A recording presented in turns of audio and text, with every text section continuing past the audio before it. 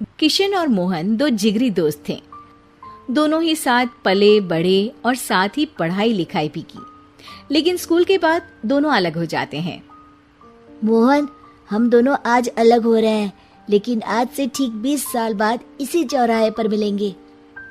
दोनों एक दूसरे से वादा करके अलग हो जाते हैं। किशन दूसरे शहर में आगे की पढ़ाई करने चला जाता है, तो मोहन अपने पिता के साथ उनकी दुकान में हाथ बटाने लगता है। पिताजी, मैं भी किशन की तरह दूसरे शहर में पढ़ने जाना चाहता हूँ। उसके पिता एक शराबी इंसान थे। अरे बेटा, तू क्या करेगा शहर जाकर?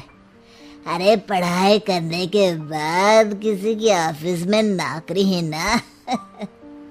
अरे वो तुझसे ढेर सारा काम करवाएगा और बदले में 4 अठन्नी पकड़ा देगा। तो राजा है राजा, अपनी दुकान में बैठ बच्चा। पर पिताजी, ये गल्ला तोलना मुझे अच्छा नहीं लगता। अरे इसी गल्ले को तोल तोल कर तो मैंने तुझे पढ़ाया लिखाया, इस लायक बनाया, और आज तुझे ये गल्ला तोलना अच्छा नहीं लगता। ये बोलकर वो मोहन को एक जोर का थप्पड़ लगा देते हैं। मोहन को थप्पड़ से गुस्सा आ जाता है और वो घर छोड़कर चला जाता है।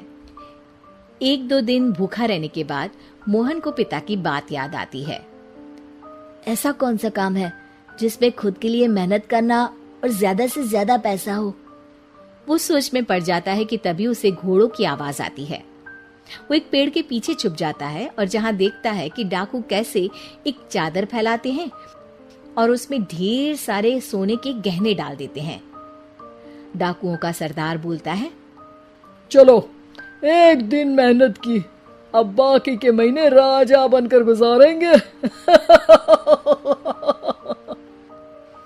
सारे जोर जोर से हंसकर वहां से निकल जाते हैं। अरे वाह, ये तो सच में बड़ा ही अच्छा बिजनेस है। फिर क्या था, मोहन ने छोटी मोटी चोरी का काम शुरू कर दिया। कभी किसी की चेन खींच लेता तो कभी किसी की पॉकेट मार लेता। उसे इस काम में मजा आने लगा। वाह, ये तो अच्छा काम है। पिताजी ठीक कहते थे, कुछ नहीं रखा पढ़ाई लिखाई में, सारा वक्त पढ़ो, फिर किसी और के लिए काम करो, और महीने के अंत में वो पकड़ा देगा 4 अठन्नी। ना बाबा ना। धीरे धीरे समय बीतता जाता है और मोहन जाना माना चोर बन जाता है।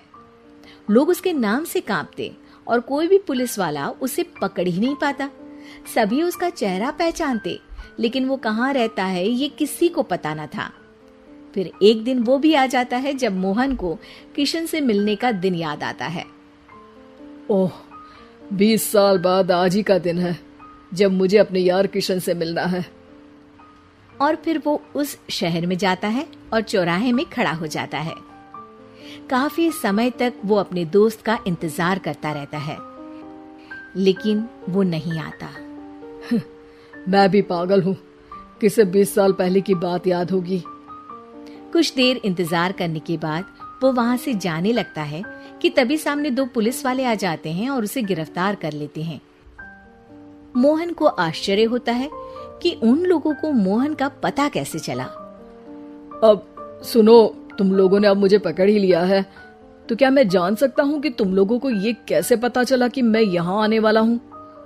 उसमें से एक पुलिस वाला मोहन को एक लेटर देता है। मोहन लेटर खोलता है जिसमें लिखा होता है, मेरे जिगरी दोस्त मोहन, मैं जानता था आज दुनिया यहाँ के वहाँ क्यों ना हो जाए, तुम यहाँ मुझसे मिलने जरूर आओगे। आज मन था कि मैं तुम्हें गले लगा लूं, लेकिन फर्ज की दीवार सामने आ गई। 20 साल बाद तुम एक मुजरिम के रूप में मेरे सामने खड़े थे। माफ करना दोस्त, देश के प्रति मेरा फर्ज मेरी दोस्ती के आगे छोटा पड़ गया। मोहन की आंखों में अब आंसू थे। वो चुपचाप वहां हाथों में हथकड़ी बांधे चला जाता है। बहू का लौटा बचपन। रश्मि की सास उससे बहुत काम कराती थी और वो इस बात से बहुत परेशान हो गई थी। एक दिन सास कहती है, बहू, रसोई का काम खत्म हो जाए तो मेरे कमरे में आ जाना, कमरे की सफाई करनी है। ये कहकर सास वहां से चली जाती है। ये सासू माँ भी ना एक के बाद एक काम देती ही जाती है। जैसे कि मैं कोई बोतल से निकली हुई जिन हूं। रश्मि अपनी सास के कमरे में जाती है और स्टूल पर चढ़कर अलमारी से सामान निकाल रही होती है। अरे बहू संभाल कर, मेरा सामान तोड़ मत दियो। वाह, इन्हें अपनी बहू की कोई चिंता नहीं है, सामान की पड़ी है कि वो ना टूट जाए। अब तो इनका सामान तोड़ना ही पड़ेगा। रश्मि सामान हाथ में पकड़ लेती है और नाटक करने लगती है। सास ये देखकर घबरा जाती है। अरे बहू, मेरा सामान बचाकर कहीं गिर ना जाए। हाँ हाँ मम्मी जी, नहीं गिराऊंगी आपका सामान। रश्मि का सच में बैलेंस बिगड़ जाता है। अरे मेरा तो सच में बैलेंस बिगड़ रहा है। रश्मि स्टूल से नीचे गिर जाती है और उसका सर बेड से लग जाता है। रश्मि के सर में दर्द हो रहा होता है। वो बेहोश नहीं हुई होती है, लेकिन वो आंखें मूंद कर पड़ी रहती है। ये देखकर उसकी सास घबरा जाती है।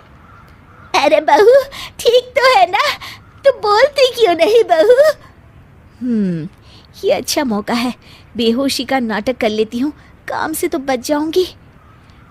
सास रश्मि को बेड पर लेटा देती है और अपने बेटे सूरज और डॉक्टर को फ़ोन करती है। वे दोनों कुछ ही देर में घर आ जाते हैं। सर पर चोट आने की वजह से ये बेहोश हो गई है। मैं कुछ दवाइयाँ लिख कर देता हूँ, ये मंगा लीजिएगा।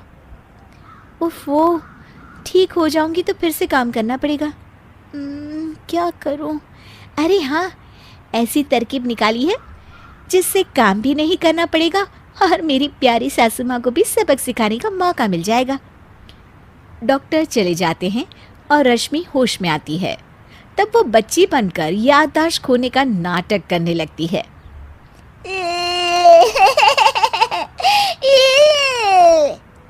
अरे बेटा, ये बच्चे के रोने की आवाज कहाँ से आ रही है? हाँ माँ, मैंने भी आवाज़ सुनी। फिर से रोने की आवाज़ आती है। अरे ये तो मेरे कमरे से आ रही है। वो दोनों कमरे में आते हैं तो रश्मि रो रही होती है और बच्चों की तरह हरकतें कर रही होती है। दोनों उसे देखकर हैरान रह जाते हैं। मेरे मम्मी जी पापा कहाँ है? मुझे आइसक्रीम खानी है। अरे सूरज, ये तो बच्चों की तरह बर्ताव कर रही है। हाँ माँ, लगता है चोट लगने से इसके दिमाग पर असर हुआ है। आप लोग कौन है? मुझे मम्मी के पास जाना है। अंकल अंकल, मुझे मम्मी के पास जाना है। अंकल? अरे रश्मि, मैं तुम्हारा पति हूँ, क्या तुम्हें याद नहीं है? पति क्या होता है अंकल? और ये बूढ़ी आंटी कौन है? बूढ़ी आंटी? बूढ़ी किसको बोला? बूढ़ी को बूढ़ी नहीं बोलूंगी तो क्या बोलूंगी? तुझे तो अभी बताती हूँ मैं। बूढ़ी आंटी, गंदी बूढ़ी आंटी, गंदी बूढ़ी आंटी। मैं कल ही डॉक्टर के पास लेकर जाता हूँ रश्मि को। अगले दिन सुबह रश्मि की सास सारा काम खुद करती है और ये देखकर रश्मि को बड़ा मज़ा आ रहा होता है। अरे वाह, इस नाटक में तो बड़ा ही मज़ा आ रहा है। चलो थोड़ी और सेवा करवाते हैं सासू माँ से। आंटी, मुझे ना भूख लगी है। अरे इतनी देर से मेरा सर खा रही है, तेरी भूख नहीं मिटी। अब क्या खाना है तुझे? मुझे चॉकलेट शेक पीना है। अरे मुझे नहीं आता चॉकलेट वाकलेट शेक बनाना। मुझे चॉकलेट शेक चाहिए, मुझे चॉकलेट शेक चाहिए। अच्छा, मेरी माँ चुप हो जा, लाती हूँ बनाकर चॉकलेट शेक। रश्मि अपनी सास से खूब काम करा रही होती है और अपने नाटक का जमकर फायदा उठा रही होती है। रश्मि पूरे घर को बार बार गंदा कर देती है और उसकी सास बार बार सफाई कर रही होती है। ए बहू, तुझे समझ में नहीं आ रहा? कितनी बार कहा है कि एक जगह बैठ, अभी एक थप्पड़ लगाऊंगी तुझे। रश्मि रोना शुरू कर देती है।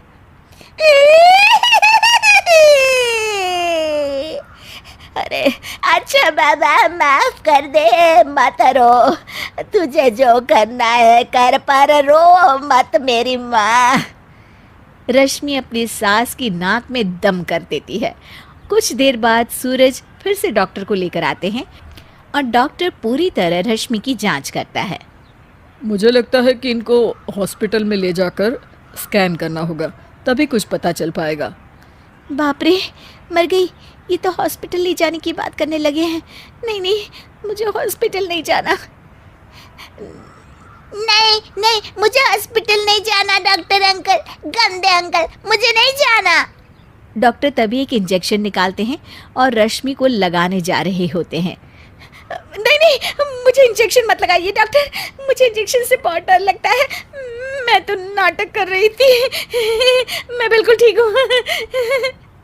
डॉक्टर और रश्मि की सास और पति एकदम दंग रह जाते हैं और रश्मि के इस नाटक का हो जाता है दी एंड।